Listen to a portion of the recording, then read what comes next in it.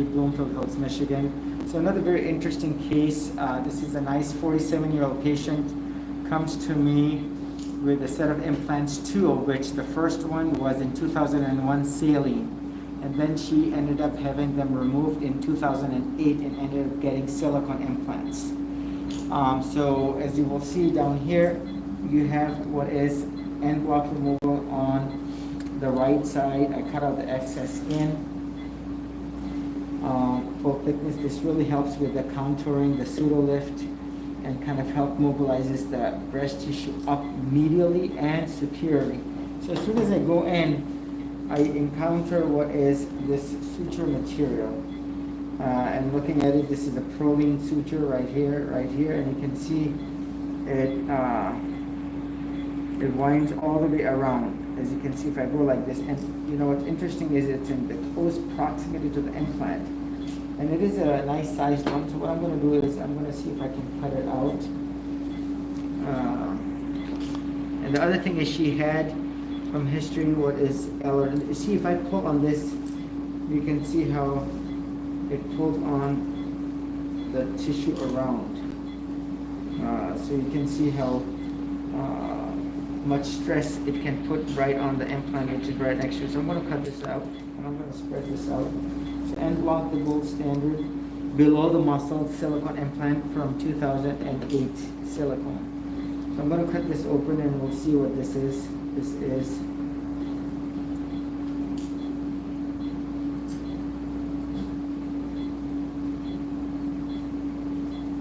what appears to be an intact implant. And again, you never know. If I take my ruler and I put it underneath, you will see how thin this is. No matter how thin, this was possibly going to be ruptured, and so all contained and everything inflamed, removed along with the implant capsule, including the proline suture. So now I'm going to go ahead and cut this open and remove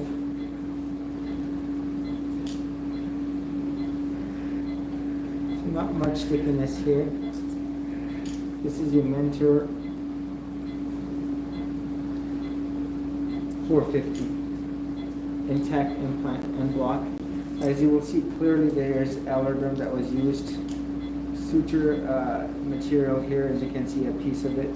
So classically, what is allerderm removed on the right side? That's the yellow.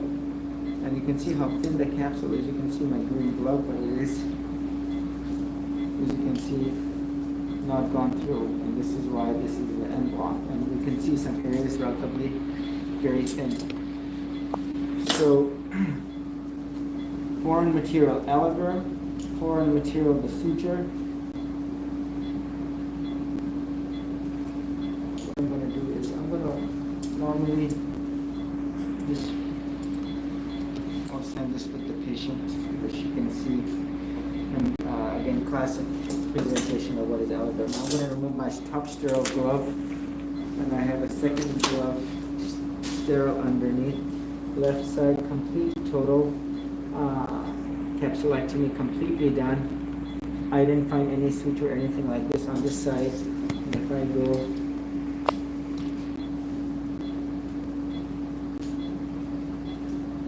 so unusual to find allerderm in someone who did not have cancer reconstruction.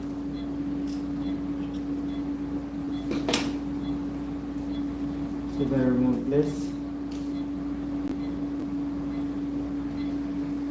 you can see the stickiness certainly present here. It was there too, but not, I saw it, but it was not likely captured on camera. 450 Mentor as well, intact implant. And I'm very happy and content with how the whole dissection has gone here. So this is regular tissue, and again, relatively very thin areas, as you will see, complete. Nothing that I see that's objectionable. So the implants will be returned to the patient, capsules to be sent to pathology, rule out the BIAL, CD30 analysis, rule out lymphoma, rule out malignancy, rule out abdominal pathology, cultures for Arabic and fungal.